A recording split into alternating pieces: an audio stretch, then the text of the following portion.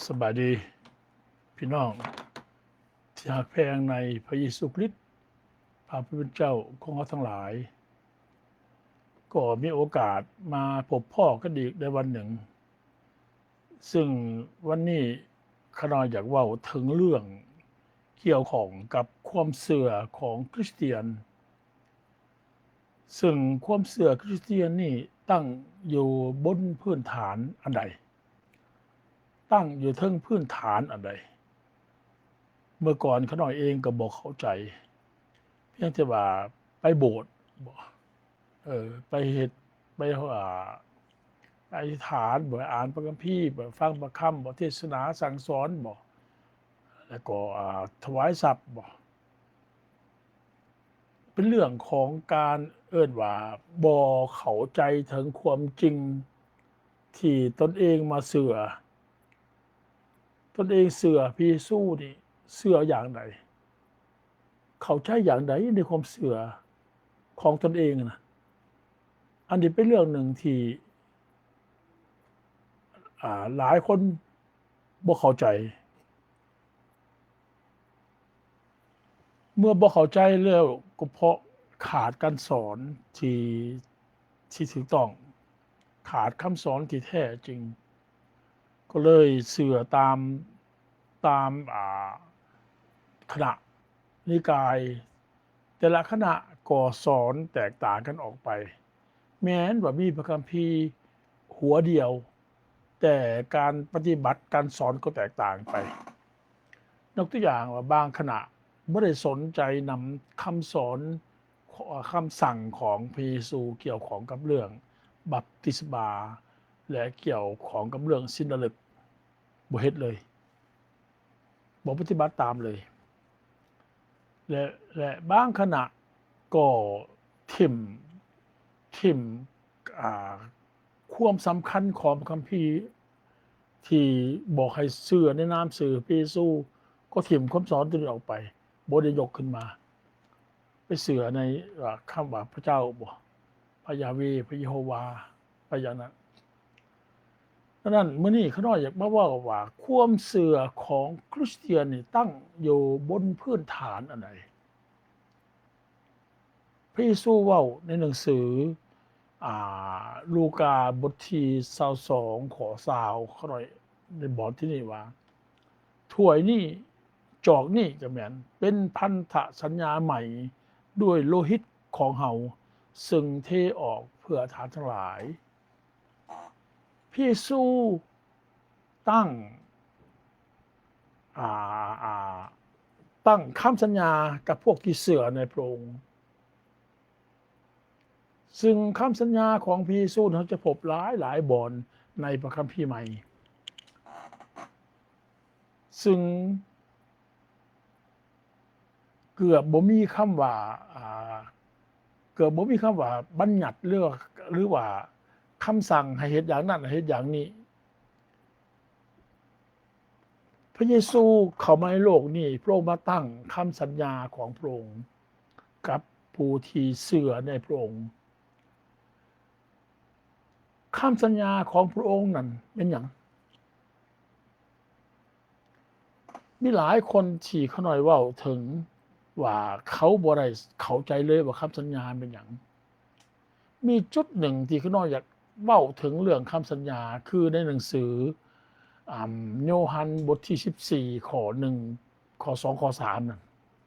เป็นเรื่องที่ต้องมาเข้าใจจุดนี้ให้ได้ว่าพระเยซูเข้ามาในโลกนี้มาเอิ้นว่ามาซอยมนุษย์นี่พระองค์มาซอยอย่างไรมาซอยหยังแท้ๆอันนี้เราจำเป็นต้องมาเข้าใจจุดนี้เนาะไปเอาในหนังสือโยฮันบทที่14ข้อ2ข้อ3ก็ข้อ1ไปก็ได้อย่าให้ใจของท่านทั้งหลายวิตกเลยท่านเชื่อในพระเจ้าจงเชื่อในเฮาด้วยในพระนิเวศของพระบิดาของเฮามีที่อยู่หลายบ่อนถ้าบ่มีเฮาคงได้บอกพวกท่านแล้วเฮาไปจัดเตรียมที่จัดเตรียมบ่อนไว้สำหรับท่านทั้งหลายถ้าเฮาไปจัดเตรียมที่จะ จัดเตรียมบ่อนสำหรับทานแล้วเฮาจะกลับมาอีกหับทานไปอยู่กับเฮาเพื่อว่าเฮาอยู่ที่ใดทานทั้งหลายจะอยู่ที่นั่นด้วย นี่เป็นคำสัญญาของพระเยซูที่มีต่อพวกที่เสือในพระองค์ว่าพระองค์พระเยซูเข้ามาในโลกนี้มาเรียกร้องให้คนทั้งหลายมาหับเอาพระเยซูมาเป็นของพระเยซูซึ่งมนุษย์ทั้งหลายในโลกนี้ได้ทิ่มพระเยซูไปอยู่กับมารซาตานไปเลือกเอามารซาตานมาอยู่นำและตั้งแต่นั้นมามารซาตานก็มาอยู่ในมนุษย์และวาง 2,000 กว่าปีมานี้พระเยซูเข้ามาในโลกและพระองค์ก็ได้เรียกร้องให้คนทั้งหลายกลับใจใหม่กลับใจที่เขาถิ่มเขาปะเขาถิ่มพระเยซูนั่นมาหับเอาพระเยซูคืนถิ่มมารซาตานและมาหับเอาพระเยซูคืนนั่นคือการกลับใจใหม่แล้วพระองค์ก็สัญญาว่าจะถ้าผู้ใดมาเสือในพระเยซูผู้นั้นจะได้พ้นจากบาปพ้นจากมารซาตานพระเยซูจะเข้าไปอยู่ในผู้นั้นแล้วพระเยซูสัญญาว่าพระองค์จะไปจัดเตรียมบ่อนไว้อีกบ่อนหนึ่งในโลกแห่งใหม่พระองค์จะไปสร้างโลกใหม่ไปจัดเตรียมบ่อนนั่นและเมื่อพระองค์จัดเตรียมแล้วพระองค์จะมาหับเอาพวกที่เสือในพระเยซูไปที่นั่นเพื่อจะอยู่กับพระองค์ตลอดไปนี่แหม่นคำสัญญาของพระเยซูแต่ว่าคุมื้อนี้คำสัญญาที่เขาได้เว้าถึงนี่เกือบบ่มีผู้ใดสนใจเลยการว่าเป็นคริสเตียนคุมื้อนี้เป็นคริสเตียนที่เอิ้นว่าตามเกิดกับแบบใดตามแต่อาจารย์จะสอนและอาจารย์ส่วนหลายสอนก็แบบมีแต่เอาเรื่องความหังบางครั้งร่ำรวยเข้ามาสอนกันความอยู่ดีกินดีในโลกนี้ความมั่งคั่งในโลกนี้การร่ำการรวยมีแต่เอาเรื่องนี้มาสอนกัน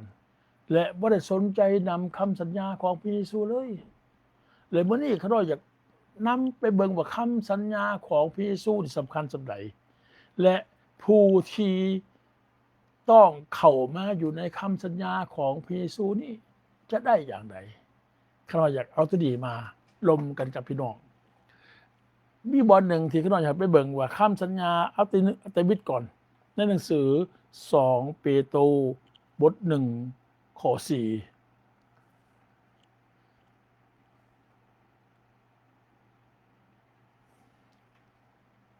ด้วยเหตุเหล่านี้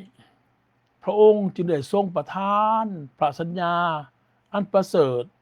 และยิ่งใหญ่แก่เฮาเพื่อว่าด้วยพระสัญญาเหล่านี้ท่านทั้งหลายจะพ้นจากความเสื่อมโทรมที่มีอยู่ในโลกนี้เพราะตัณหาและจะได้รับส่วนในสภาพของพระองค์นี่เขาน้อยเว้าแล้วว่าคำสัญญาเนี่ยพระองค์ตั้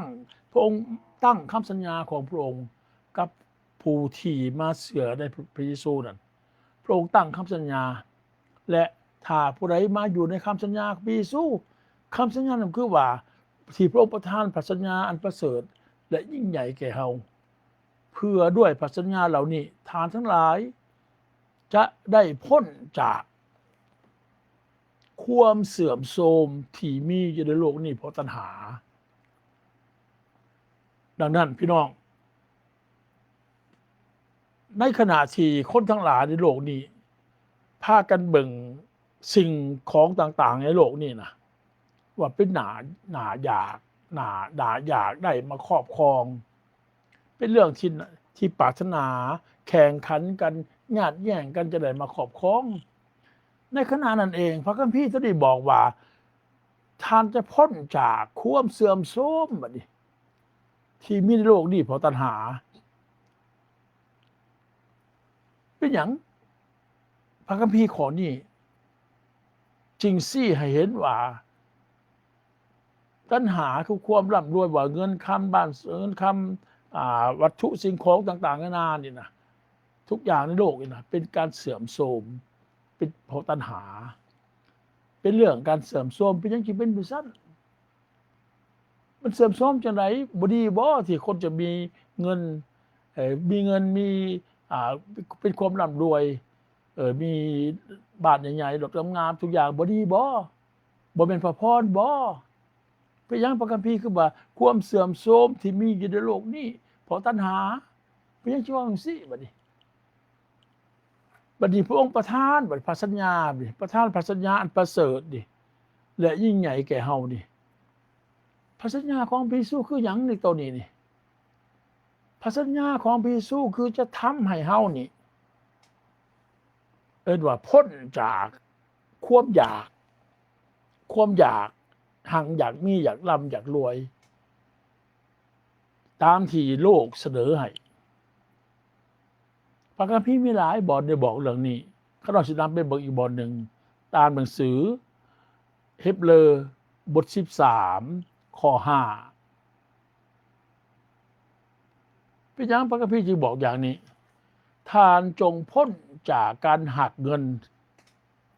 จงพอใจในสิ่งที่ท่านมีอยู่เพราะว่าพระองค์ได้ทรงเว้าแล้วว่าเฮาจะบ่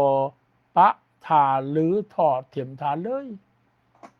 เป็นหยังพระคัมภีร์จึงบอกให้เฮาพ้นจากการหักเงิน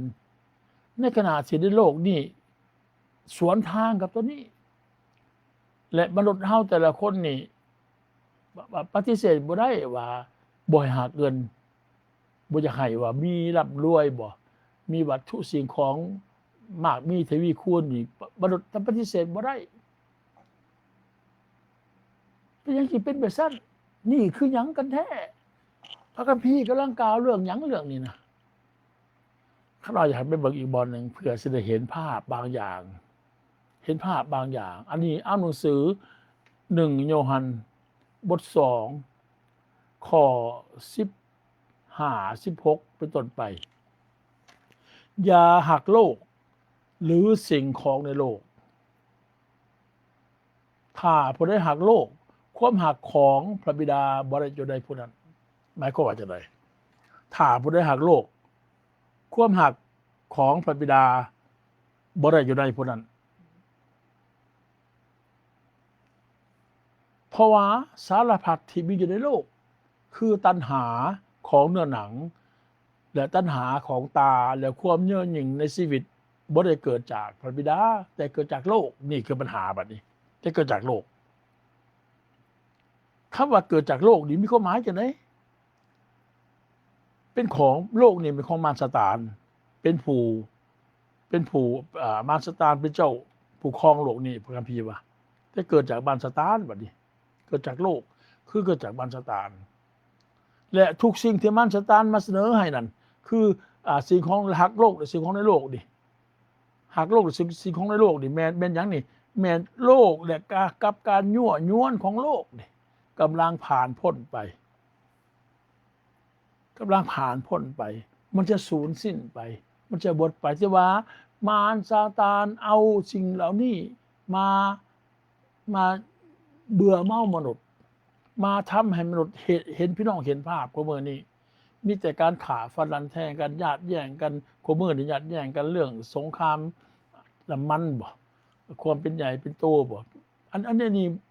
เป็นเรื่องที่เอิ้นว่ากำลังเสื่อมโทรมไปเป็นเรื่องที่ของมารซาตานสิมาเสนอให้มีแต่เรื่องความวุ่นวายสับสนดังนั้นพระคัมภีร์ว่าพระเยซูประทานพระสัญญาบัดนี้พระสัญญาที่พระองค์ประทานเฮานี่เฮาจะได้พ้นจากสิ่งเหล่านี้ได้พ้นจากการหักโลกเพราะว่าสิ่งสารพัดในโลกเฮาจะได้พ้นจากสิ่งสารพัดในโลกนี่คือพ้นจากตัณหาของเนื้อหนังตัณหาของตาซึ่งบ่มีผู้ใดสามารถซอยเฮาได้ในจุดนี้มนุษย์แต่ละคนบ่สามารถซอยได้ศาสนาก็ซอยบ่ได้ศาสนาก็บอกว่าตัวเองเป็นที่พึ่งของตนซอยบ่ได้ดังนั้นจุดนี้เองที่พระคัมภีร์ว่าพระเยซูคริสต์พระผู้เป็นเจ้าของเฮานี่ประทานพระสัญญาอันประเสริฐและยิ่งใหญ่แก่เฮาเพื่อถ้าเฮาอยู่ในคำสัญญาของพระเยซูเฮาจะได้พ้นเมื่อกี้เฮาเบิ่งกันในหนังสือโยฮัน1เปโตรบท2ข้อ2เปโตรบท1ข้อ4นั่น ด้วยเหตุนี้พระองค์จึงได้ทรงประทานพระสัญญาอันประเสริฐและยิ่งใหญ่แก่เฮาเพื่อด้วยพระสัญญาเหล่านี้ท่านทั้งหลายจะพ้นจากความเสื่อมโทรมที่มีอยู่ในโลกนี้เพราะตัณหาอันที่หนึ่งจะได้พ้นจากที่นี้และมีสองอย่างในที่นี้อันที่หนึ่งนี่พ้นจากท่านทั้งหลายจะได้พ้นจากความเสื่อมโทรมที่มีโลกนี้เพราะตัณหาอันที่สองและจะได้รับส่วนในสภาพของพระองค์คือสภาพที่บริสุทธิ์และบ่มีบาป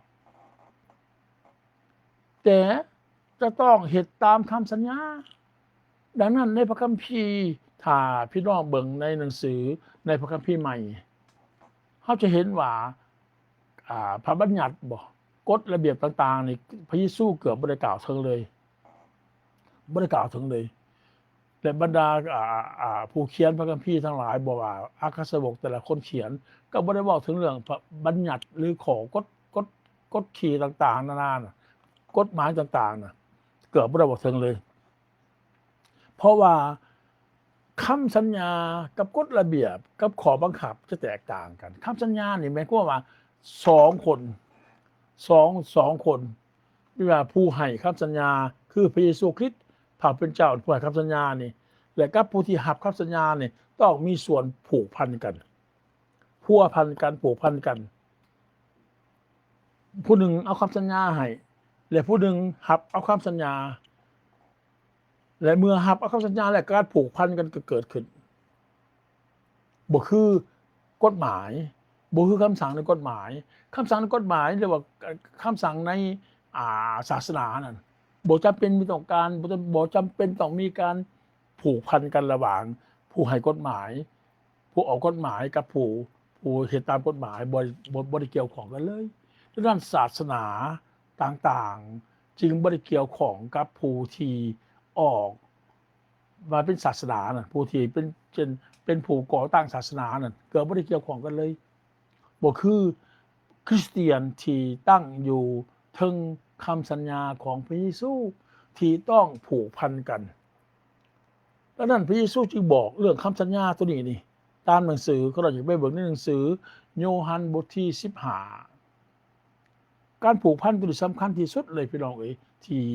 เป็นคำสัญญาที่ระหว่างผู้ที่เชื่อกับพระเยซูต้องผูกพันกันแต่น่าเสียดายการแปลภาษาบางอย่างบางเป็นเรื่องที่เขาจะยากในการแปลภาษาความเป็นจริงแล้วเราจะเอาความจริงมาเปิดแปลพี่น้องเนาะบทที่15ข้อที่4เป็นต้นไปจงเข้าอยู่ในเฮาขนาดจะว่าถึงบ่เป็นเข้าสนิทเข้าอยู่ไหนจงเข้าอยู่ในเฮาและเฮาเข้าอยู่ในทานกิ่งไม้กิ่งน่ะจะเกิดหมากเองบ่ได้ถ้าหากบ่เข้าอยู่ไหนเด้บ่ติดอยู่เด้เข้าอยู่ไหนจะเกิดนอกจากจะอยู่ในกับเครือท่านทั้งหลายก็เกิดหมากบ่ได้นอกจากเข้าอยู่ในเฮาดังนั้นความผูกพันระหว่างพระเยซูคริสต์พระผู้เป็นเจ้า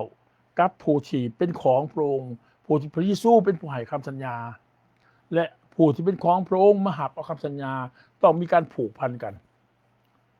กลมเกี่ยวกันเพราะว่าเจ้าสิเฮ็ดตามคำสัญญาบ่ได้ถ้าข่อยบ่ได้อยู่ในเจ้าเฮาเป็นเครือองุ่นพระเยซูสมเทียบพระองค์เป็นเครือองุ่นทานทั้งหลายเป็นกิ่งผู้ที่เข้าอยู่ในเฮาและเฮาเข้าอยู่ในเขาผู้นั้นจะเกิดหมากหลายเพราะถ้าแยกจากเฮาแล้วทานกระทำสิ่งใดบ่ได้นี่คือขน่อยเว้าถ้าหากผู้ใดจะมาเข้าในคำสัญญาของพระเยซูนี้จำเป็นจะต้องเข้าอยู่ในพระเยซูเพราะคำสัญญาเป็นของพระเยซูที่ให้และผู้ที่รับเอาจะต้องเข้ามาอยู่ในการเข้ามาอยู่ในพระเยซูการที่พระเยซูเข้าไปอยู่ในเขาการทำสัญญาก็เกิดขึ้นบัดนี้เกิดขึ้นเฮ็ดได้ตามคำสัญญาต่างๆมาเบิ่งต่อไปหน่อยนึงเอาข้อ6เป็นต้นไปบัดนี้ถ้าผู้ใดบ่เข้าอยู่ในเฮาผู้นั้นต้องถูกถิ่มเสียเหมือนกิ่ง และก็เหี่ยวแห้งไปและเขารวบรวมไปถิ่มใส่ไฟเผาเสียถ้าทานเขาอยู่ในเฮาและถอยข้ามพวกเฮาฝังอยู่ในฐานแล้วทานจะขอสิ่งใดสิ่งฐานปรารถนาทานก็จะได้สิ่งนั้นนี่คือสิ่งที่เขาหน่อยว่าคำสัญญาของพระเยซูกับผู้ที่เสือพระเยซูเป็นเรื่องที่แยกกันบ่ได้แต่น่าเสียดายของมือนี่คริสเตียนทั้งหลายบ่คอยสนใจเรื่องนี้ขณะเขาหน่อยก็เลยมาเว้านำพี่น้องให้เห็นภาพความจริงว่าคริสเตียนกับพระเยซูนี่ผูกพันกันอย่างขาดกันบ่ได้เลย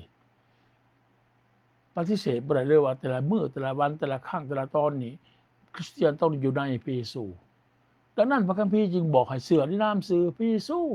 ให้ห้องออกในนามชื่อพระเยซูให้หับเอาพระเยซู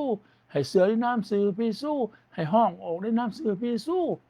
เพราะว่าจะได้อยู่ในพระเยซูพระเยซูอยู่ในเขาอยู่ในพระเยซูเพราะด้วยตัวนี้ด้วยเมื่อเฮาหับเอาพระเยซูเฮามาเชื่อในนามชื่อพระเยซูเฮาห้องในนามชื่อพระเยซูพระเยซูเข้ามาอยู่ในเฮาและคำสัญญาทุกอย่างที่พระองค์ให้นั้นก็จะเกิดออกโลดบัดนี้จะเกิดเป็นหมากออกมาเขาน้อยพ่อตัวนี้ตั้งแต่2017เป็นต้นมาเมื่อเขาน้อยหับเอาพระเยซูเข้ามาอยู่ในเขาน้อยและคำสัญญาต่างๆในพระคัมภีร์ที่กล่าวถึงนั้นก็เกิดบากกะลีพี่น้องเป็นพยานได้เขาน้อยยอมรับว่าเขาน้อยเป็นพยานได้ว่าเกิดเป็นจริงเลยแท้มีหลายอย่างแบบตัวอย่างความเข้าใจในพระคัมภีร์ก็เกิดขึ้นมา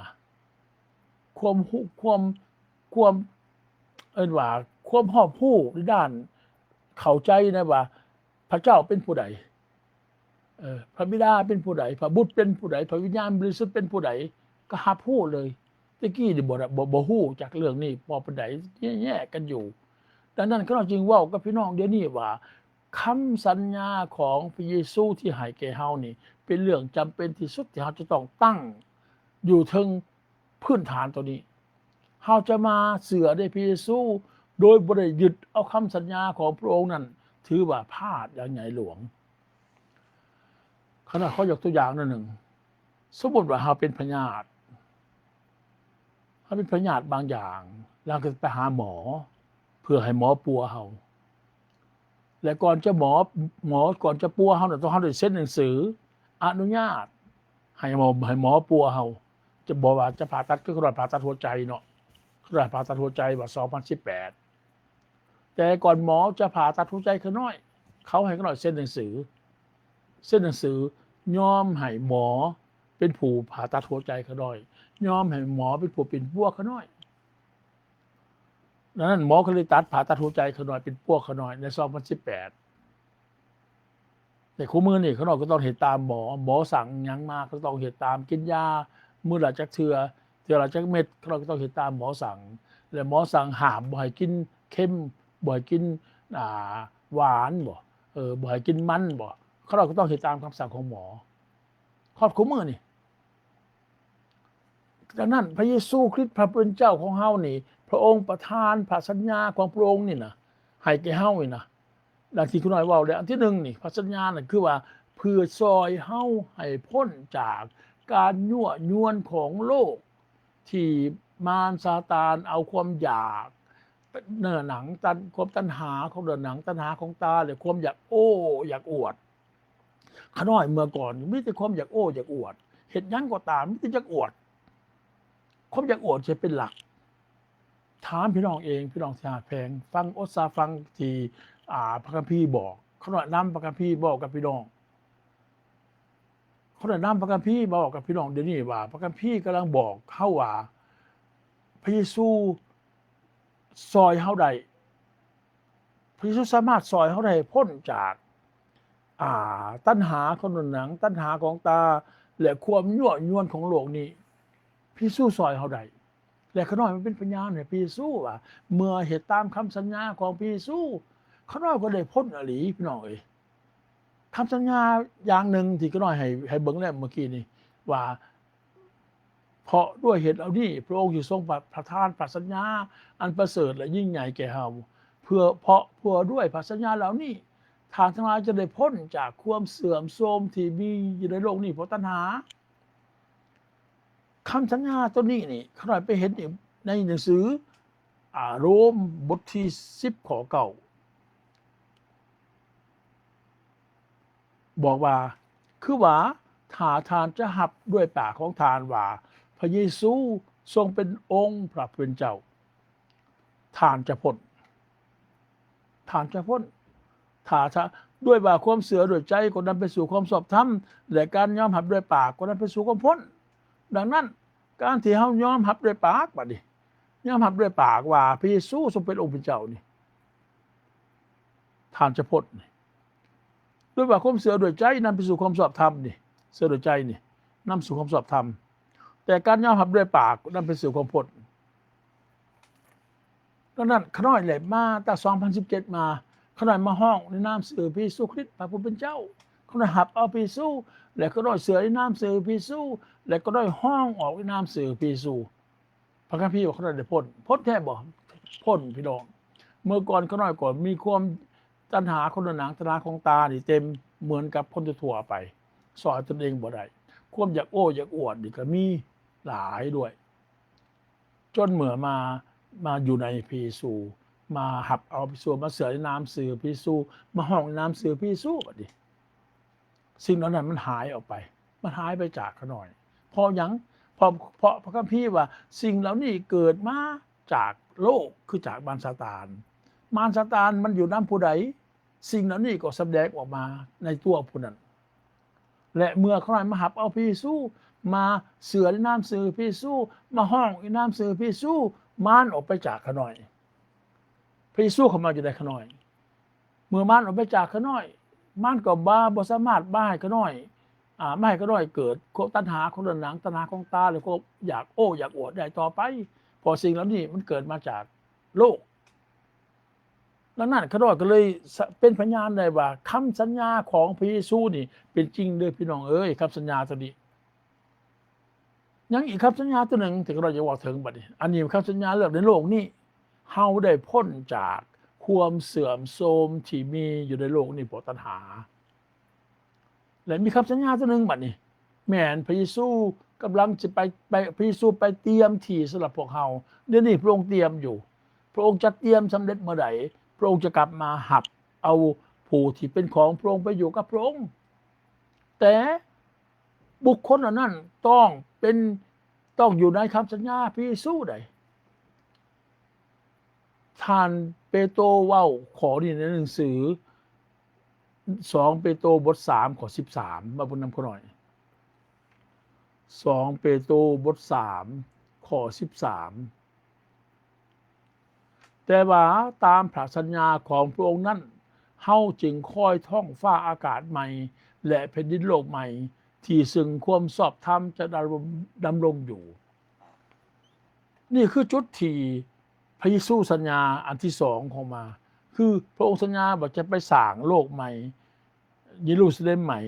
และนำพวกเขาออกจากโลกนี้ไปอยู่ในโลกใหม่บ่นั่นแม่นบ่มีบ่ตายเจ็บบ่มีการเจ็บบ่มีการเป็นบ่มีการความตายต่อไปการเจ็บไข้ได้ป่วยบ่มีอีกต่อไปเป็นคำสัญญาที่ผู้ที่เชื่อในพระเยซูตั้งหน้ารอคอยแต่ละมื้อคู่มื้อนี้มาเบิ่งนำเขาหน่อยในหนังสือพระนิมิตบทที่21เอาจากข้อ1เป็นต้นไปก็ได้ข้าพระเจ้าได้เห็นท้องฟ้าใหม่และแผ่นดินโลกใหม่เพราะว่าท้องฟ้าเดิมและแผ่นดินโลกเดิมนั้นหายไปหมดสิ้นแล้วและทะเลก็บ่มีอีกแล้วข้าพระเจ้าคือโยฮันได้เห็นเมืองบริสุทธิ์คือกรุงเยรูซาเล็มใหม่เลื่อนลอยลงมาจากพระเจ้าและจากสวรรค์กรุงนี้ได้จัดเตรียมไว้พร้อมแล้วเหมือนอย่างเจ้าสาวแต่งตัวไว้สำหรับเจ้าบ่าวข้าพระเจ้าได้ยินเสียงดังมาจากสวรรค์ว่าเบิ่งแม่ที่อยู่ของพระเจ้าอยู่กับมนุษย์แล้วพระองค์จะสถิตอยู่กับเขาจะเป็นชนชาติของพระองค์และพระเจ้าเองจะประทับอยู่กับเขาและจะเป็นพระเจ้าของเขาพระเจ้าจะทรงเสด็จน้ำตาทุกหยดจากตาของเขาความตายจะบ่มีอีกต่อไปความค่ำควรการห้องไห้และการเจ็บปวดจะบ่มีอีกต่อไปเพ เพราะยุคเดิมนั้นได้ผ่านพ้นไปแล้วพระองค์ผู้ประทับบนพระที่นั่งว่าหวาเบิ่งแม้เฮาสร้างสิ่งสารพัดขึ้นใหม่และพระองค์ว่ากับข้าพระเจ้าว่าจงเขียนไว้เถิดเพราะว่าถ้อยคำเหล่านี้เป็นคำชัดจริงหรือสัตย์สื่อนี่คือผู้ที่เสือในพระเยซูผู้ที่หับเอาคำสัญญาพระเยซูเป็นความหวังอย่างล้ำค่าแท้พี่น้องเฮาจะได้ไปอยู่ในโลกใหม่ไปอยู่ในบ่อนที่บ่มีความตายต่อไปการเจ็บกับการข้ามควรการห้องไห้ความเจ็บปวดจะบ่มีต่อไปความตายจะบ่มีอีกต่อไปเพราะยุคเดิมนั้นได้สูญสิ้นไปแล้วความตายบ่มีอีกต่อไปมนุษย์เขาจะบ่ตายนี่คือสิ่งที่เขาน้อยว่าคำสัญญาของพระเยซูนี่ผู้ที่มาเป็นคริสเตียนจำเป็นต้องตั้งอยู่ในคำสัญญาตัวนี้แต่คนที่ตั้งอยู่ในคำสัญญาของตัวนี้เป็นคนที่รอคอยตัวนี้แหละรอคอยสิ่งเขาน้อยว่าโลกใหม่ฟ้าเป็นดินโลกใหม่ฟ้าใหม่เป็นดินโลกใหม่กรุงเยรูซาเล็มใหม่สิ่งความชอบธรรมจะตั้งอยู่ที่นั่นแต่ถ้ามาเป็นคริสเตียนกูเบอร์นี่เฮามาตั้งอยู่ในคำสัญญาของพระเยซูและรอคอยตัวนี้เป็นรอคอยตัวนี้พอยังบ่ทันถึงเถื่อแต่เฮาถึงแล้วจุดหนึ่งคือเขาน้อยว่าเฮาได้พ้นจากความเสื่อมโทรมที่มีอยู่ในโลกนี้เพราะตัณหาเขาน้อยได้พ้นแล้วได้พ้นจากความอยากหังอยากมีอยากร่ำอยากรวยอยากมีหน้ามีตาเขาน้อยบอกกับพี่น้องว่าที่เขาน้อยทำแต่ละมื้อแต่ละครั้งนะเขาน้อยทำอันนี้เขาน้อยบ่ได้กินเงินบ่ได้มีเงินบ่ได้มีผู้ใดมาซัปพอร์ตเขาน้อยบ่ได้มีผู้ใดเอาเงินมาให้เขาน้อยบ่ได้มีผู้ใดมาจ้างให้เขาน้อยทำเขาน้อยบ่ได้เงินจากผู้ใดหมดในการมาทำตัวนี้แต่พระเยซูทำให้เขาน้อยเกิดพระใจอยากมาทำอยากมาเว้าเรื่องนี้ให้พี่น้องให้ผู้ที่ฟังเข้าใจเพราะว่าเขาน้อยเป็นผู้รับใช้พระเยซูคริสต์พระผู้เป็นเจ้าและพระองค์ก็ทำงานในใจเขาน้อยให้มาเว้าเรื่องนี้ให้มาบอกเรื่องนี้ซึ่งเมื่อก่อนเขาน้อยบ่ฮู้แต่เมื่อพระเยซูเปิดเผยกับเขาน้อยก็อยากให้คนอื่นฮู้ด้วยแต่เขาน้อยก็บอกความจริงว่าบ่มีองค์การใดองค์การหนึ่งคณะใดคณะหนึ่งเอาเงินมาจ้างเขาน้อยให้ปากให้เว้าอย่างนี้บ่มีเขาน้อยคุมื้อนี้เขาน้อยอาศัยกินเงินจากเงินเฒ่าเงินเฒ่าเงินเบี้ยบำนาญที่เขาน้อยอยู่ประเทศแคนาดาตอนยังหนุ่มเขาน้อยเฮ็ดเวียกแล้วก็ได้เงินจากเงินอันเอิ้นว่าเงินรีไทร์เงินภาษาเงินรีไทร์หรือว่าเงินเบี้ยบำนาญนั่นแล้วก็เมียเขาน้อยแล้วก็ยังทำงานอยู่เท่านั้นที่พวกเขาได้เงินเข้ามาใช้จ่ายคุมื้อนี้บ่ได้เงินจากอัน Facebook บ่ได้เงินจากYouTube บ่ได้เงินจากคณะนิกายใดคณะนิกายหนึ่งบ่แต่เขาน้อยสนใจเรื่องนี้บ่เขาน้อยขอบอกความจริงบ่ได้โหยหาเลยนี่จิตใจบ่ได้โหยหาเขาน้อยพอใจอยู่อย่างนี้พระเยซูให้เขาน้อยอยู่อย่างใดเขาน้อยก็อยู่อย่างนี้ซึ่งเมื่อก่อนบ่ได้ดิ้นรนขนขวอยากได้อยากมีอยากหังอยากร่ำอยากรวยแต่ว่าเมื่อมาอยู่ในพระเยซูแล้วมาเฮ็ดตามคำสัญญาของพระเยซูมาเข้าอยู่ในคำสัญญาของพระเยซูแล้วพี่น้องเอ้ยเป็นเรื่องน่าฮักหลายและคำสัญญาอีกอย่างหนึ่งที่พี่น้องบาดสุดท้ายที่พี่น้องอยากเว้าให้พี่น้องฟังเป็นเรื่องที่ล้ำเลิศสุดๆคือการได้เข้าอยู่ในที่พักสงบสุขของพระเยซูเรื่องนี้มนุษย์ทั้งโลกโหยหาอยากเข้าไปอยู่บ่อนพักสงบนี้ในหนังสือมัทธิวบทที่11ข้อ29เขาอยากให้พี่น้องไปเบิ่งนำกันถ้าผู้ใดได้เข้าในที่พักสงบนี้จะเห็นว่าในโลกเขานี่เป็นเรื่องที่ประเสริฐเลิศล้ำสุดๆพี่น้องเอ้ยในบทข้อ29เนาะจงเอาแอกของเฮาแบกไว้แล้วเฮียนฮู้จากเฮาคำสัญญาเลยนี่จงเอาแอกของเฮาแล้วแบกไว้เฮียนฮู้จากเฮาเพราะว่าเฮามีใจอ่อนสุภาพและถ่อมลงแล้วทานทั้งหลายจะพบที่สงบสุขในใจของทานคำสัญญาพี่น้องในโลกนี้คำสัญญาได้พบที่พักสงบในใจของตนโอ้เป็นเรื่องล้ำเลิศประเสริฐสุดๆพี่น้องเอ้ย มาตั้งอยู่ในคำสัญญาของพระเยซูแต่ว่าคำสัญญานี่พระเยซูจงเอาแอกของเฮาแบกไว้หมายความว่าจังไดคำสั่งพระเยซูแอกนี่เป็นคำสั่งนี่คำสั่งพระเยซูเรียนรู้จากเฮาเลยรับเอาพระเยซูเข้ามารับเอาพระเยซูเข้ามาอยู่ในเฮาพระเยซูจะสอนเฮาแต่ละมื้อแต่ละวันคำสั่งพระเยซูคือให้มาเสือในนามสื่อพระเยซูในหนังสือ1โยฮันบท3ข้อ23น่ะบท3คำนี่แหละเป็นบัญญัติของพระองค์น่ะมาบุญนำคนหน่อยบาทหนึ่ง1โยฮันบท3ข้อ23และนี่เป็นพระบัญญัติของพระองค์คือให้เราทั้งหลายเชื่อในพระนามของพระเยซูคริสต์พระบุตรของพระองค์นี่เป็นคำสั่งนี่เป็นบัญญัติและถ้าผู้ใดเป็นคำสัญญาให้เชื่อในคำสัญญาให้เชื่อในคำสั่งเพิ่นว่าให้มาเชื่อในพระนามพระเยซูเฮาก็เชื่อในนามสื่อพระเยซูเห็นบ่ให้มาเชื่อในนามสื่อพระเยซูเฮาก็เชื่อในนามสื่อพระเยซูโอเคจงเอาแอกของเฮาแบกไว้หมายความว่าเชื่อบ่แปลง่ายว่าเชื่อในนามสื่อพระเยซูดิเชื่อในนามสื่อพระเยซูแล้วเฮียนจากเฮาหับเอาพระเยซูเข้าไปอยู่ในแล้วถ้าเฮาทำอย่างนี้แล้วท่านทั้งหลายจะพบที่พักสงบในใจของตนข้าน้อยพบแล้วพี่น้องเอ้ยข้าน้อยเลยจะบอกพี่น้องความกระวนกระวายความย้านมันหายไปแท้ๆเด้อถ้าอยู่อย่างสงบเลยดิบ่มารบ่สามารถเอาเอาความย้านความกระวนกระวายความอยากตัณหาต่างๆมาใส่เฮาได้มารบ่สามารถเอามาทำได้เด้อข้าน้อยพบแล้วและบ่แม่นข้าน้อยผู้เดียวมีหลายคนก็พบด้วยไผก็ตามที่เชื่อในนามสื่อพระเยซูและห้องออกในนามสื่อพระเยซูนี่เขาเป็นพยานได้เลยว่าเขาพบแล้ว